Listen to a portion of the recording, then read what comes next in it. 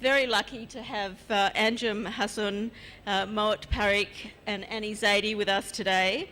They're some of India's most well-known emerging writers, joining Jane and Omar Musa to discuss this book. New Asia Now is one of the important projects that have recently been sponsored, as Jane said, by the Australia Council for the Arts. The Australia Council for the Arts is our primary funding body for cultural engagement in Australia, and it's helping achieve one of the overarching aims of our cultural engagement, which is bringing Australians and Indians together. We feel these links provide a great foundation for the broader relationship between India and Australia, which has really taken off in recent years. The key is, how else do we understand other countries if we don't learn about their stories and their people? I'm just going to steal a few paragraphs from the introduction to New Asia Now by Jane and her co-editor, Julian Schultz, who unfortunately couldn't be with us today. To make contemporary sense of this most rapidly growing, increasingly affluent region, we need access to the ways Asians see themselves. Popular culture embodies this in film, visual art, music, performance, digital media and literature. It invites us to understand our world from different perspectives. Most of us now see more of how the world is, embrace its possibilities, and move through it with more open-minded curiosity. I hope this anthology, in some small way, helps us to embrace the possibilities of this wonderful relationship between India and Australia. Thank you very much. Jane, could you help me launch the book, please?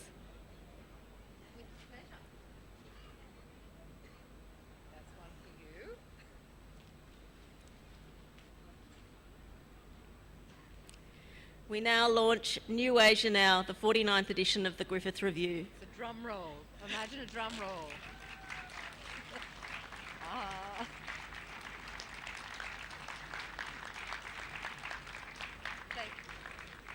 Thank you, Sandra. Is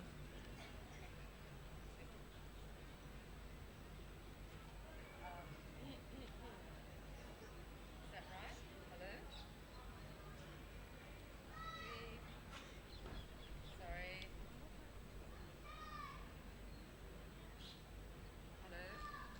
Hello? Hello? Hello, hello, hello. This edition of one of Australia's leading literary journals is a really ambitious enterprise for the Australian Council for the Arts and for the magazine itself, because for the first time it is attempting to take writers from all around the Asian region to Australian readers. And originally that's what we had in mind. We thought we would give a taste of Asian readers to the Australian market. But it's done much more than that, because what it is, we've got authors from young authors, which means authors under the age of 45. To us, that's young.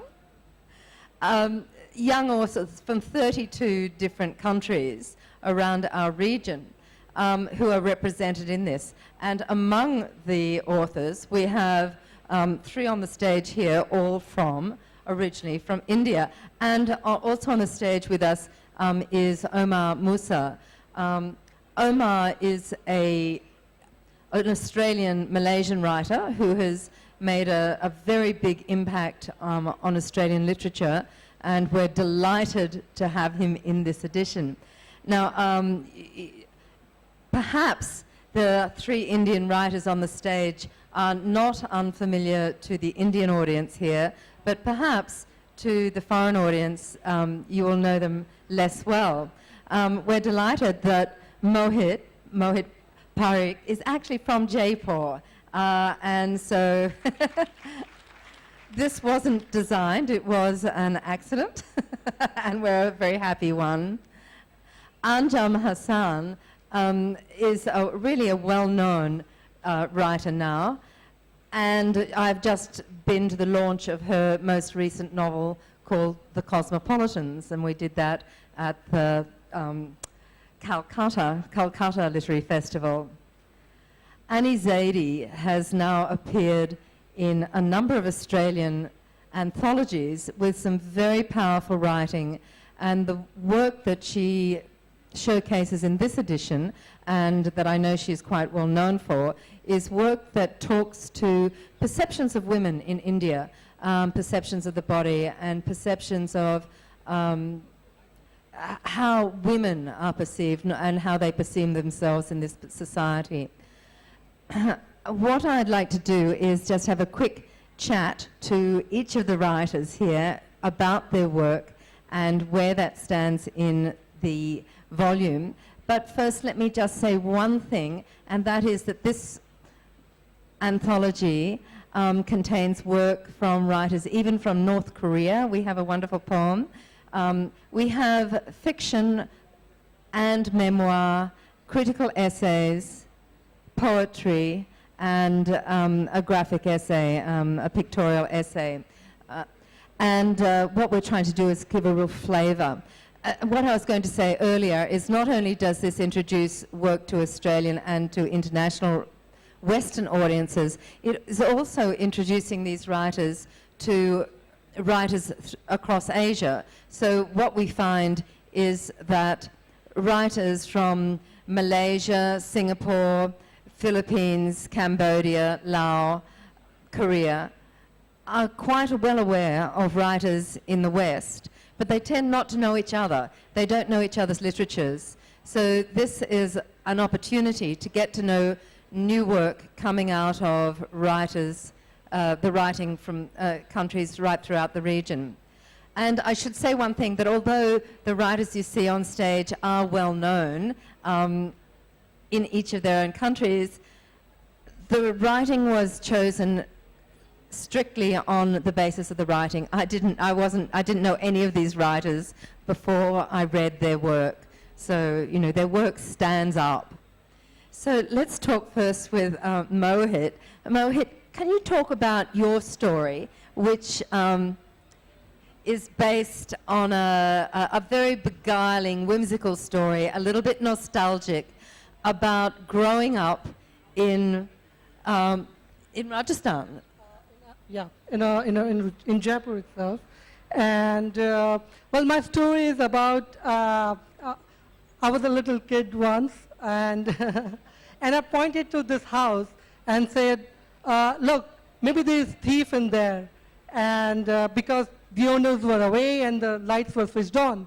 So, you know, a couple of family members, they believed in me, and suddenly there were a whole lot of people, about around 100 people, standing outside that house and shouting for the thief, the non-existent thief, to come out. And then there was police. And so that thing fizzles out eventually because there's nothing in there. But it reminded me of, now that I make sense of that thing, you know, the drama seeker in us and the gullibility of thinking. So those are the things, you know, that I emphasize on in this piece. And yeah, pretty much that. Yeah, and it seems to have a larger framework too, of believing what we want to believe and believing the gossip. So, you know, it can have a political framework, this believing what other people say is true. Anjum, let's talk a little bit about where your piece, Father and Son, fits into the body of your work.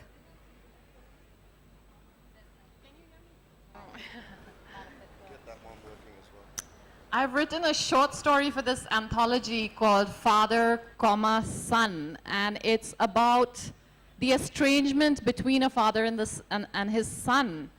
The father is a poet, the son makes money. The father lives in a smaller town, the son lives in Bangalore, and they haven't seen each other for many years. They had a quarrel, really, I think, over values. What is valuable in life? And for the first time, the father is visiting Bangalore, and the son wants to meet him.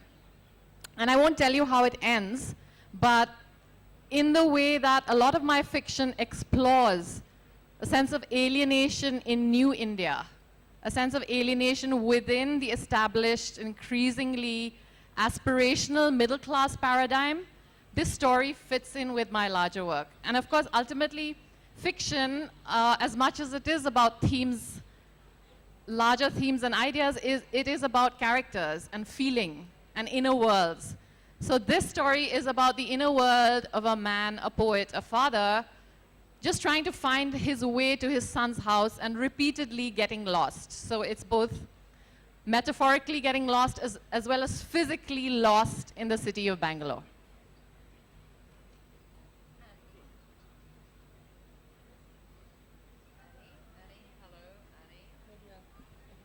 Annie, would you like to tell us about how this piece that you've written fits in with the body of your work?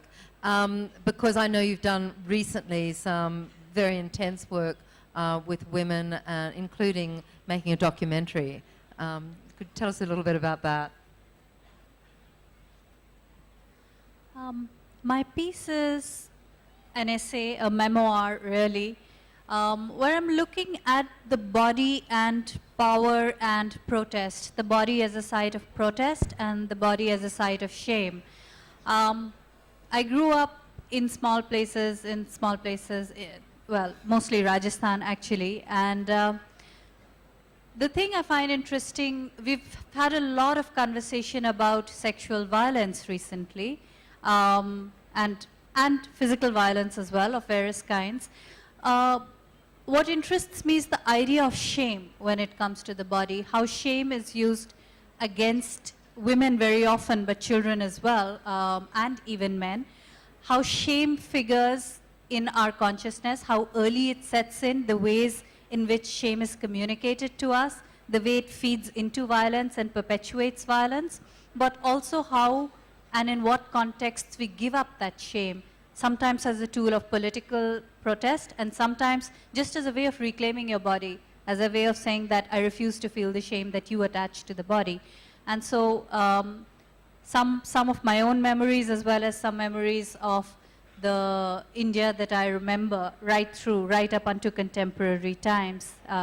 Those are the kind of things that I was reflecting upon when I wrote that essay. Omar, would you also like to talk about this? About what? About my story? Yes, about That's your what I'm story here to do. and where it fits in, in your work. With pleasure. So I'm Malaysian Australian. My father comes from East Borneo. And I grew up sort of on the hyphen between two worlds, I guess, like many people here. And I'm interested in this hyphen generation and these kind of liminal spaces in between worlds. So a lot of my writing has been about Australian hip-hop culture, graffiti, and toxic masculinity. But in this story, I wanted to turn my eyes to Malaysia, my father's homeland, and people of an older generation who grew up with a great deal of optimism about the prospect of a post-colonial independent Malaysia and a whole lot of positivity. But then over the years, this kind of collective disillusionment with political corruption, with gerrymandering, with trading ID cards for votes, and a lot of people I spoke to in villages, but also people who had moved back to Malaysia, found that they went to vote in the election and they were told by people at the polling booths that they had already voted. And they said, no, I haven't been here yet. And they said, no, but look, your signature is right here. So I thought there was a great deal of drama in that. And so I wanted to write a story about a big, fat, overweight Malaysian guy who's obsessed with taking photos of the stars and moves back to Malaysia and wants to vote for the first time. And so that's what my story's about, and it's bloody brilliant. So and you should go out and buy it. It is, and so are all the other stories. Omar, would you like to talk about, tell me some of your thoughts about the book generally, because you were saying earlier you thought that this was a valuable book and what it actually means for people reading it. Yeah. Well, I can speak from an Australian perspective. I mean, I think Australians generally don't know enough about Asia. Australians feel uncomfortable and uneasy as, quote-unquote, the white tribe of Asia. And I think that they need to learn more about their neighbours. We need to learn more about Indonesia, Malaysia, India, as the demographics of Australia change. And how do we do that? We do that through storytelling. We do it through books like this. Another thing that I noticed, and maybe you can talk a bit more about that, is a bit of a seam of anger and frustration that goes throughout the book, especially dealing with political corruption, but then of course kind of the colonization of women's bodies and the male gaze and things like this. I think there is the most exciting thing about Asian writing, young Asian writing, is that there is so much that has not yet been written, and there are stories untold. And so maybe you can speak a bit about the anger that goes throughout this book as well. Actually, I think that, you know, even within India, we don't really know a lot about Asia. We tend to be very self-focused. We know a little bit about Pakistan because, and mostly the hostility that we feel with relation to Pakistan really, or we might know of troubles just across the border in Nepal or Bangladesh. We actually do not know anything about other countries in Asia. For instance, for me, this was an education, this book. What is actually happening in Malaysia right now? What's happening in the Philippines? How bad is the corruption? How much is their corruption relative to our corruption? Are we having similar problems, or are these problems all linked? Is there one thing that is enabling corruption in one country and therefore enabling corruption in another country? So I was able to make the links between all of those pieces after reading this book. And I think specifically now, we learn some things about Asia in school and college, but that was, you know, 15, 20 years ago. So none of us actually know about what's happening now. Yeah. So that was very precious to me. I know we had 3 of the authors on stage in Australian, a Filipino writer, perhaps it was Omar, and a Chinese writer, Shen Keyi. And they were vying for, no, we're more corrupt, because their pieces all spoke to the amount of political corruption in their countries. Anjum, I know you're really very well across the book. You've engaged with it at a deep level, and you have some thoughts about the value of it. Tell us all. Well, first I just want to remind the audience that the book is available for sale at the bookstore, so you can read it and make up your own minds. The second thing I want to say is if there are any Indian publishers or editors in the audience, please do seriously consider reprinting this in an Indian edition, or really any editors or publishers from across Asia, because we really need to be able to read this here. And it's not available in India, except, I think, at this festival. That's right. Yeah. I was fascinated by several things in this anthology, one of which was how deeply political many of the pieces were. And that given the brief to write about themselves and their cultures, many of these young to youngish writers chose to write political narratives, chose to write about themselves in relation to the political histories of their countries. And that political consciousness, which is also a literary consciousness, was very, very educative for me. The second thing was the insider-outsider position of many of these writers. And Omar is an example of how so many of these young people have actually left their countries, studied abroad, learned English, or come from mixed marriages, then come back to their countries and see it with completely new eyes. And I was just fascinated by how so much that is critical, creative, of literary value can come from this position of ambivalence and insider-outsiderness, hybridity. And that's a position we don't always value, but I think it has a lot of value when it comes to critical comment. And you can see that very strongly reflected here. Thanks, Anjum. And I would like to say that not all the pieces were written originally in English. We're very thankful to translators who worked with us to produce really wonderful English language translations.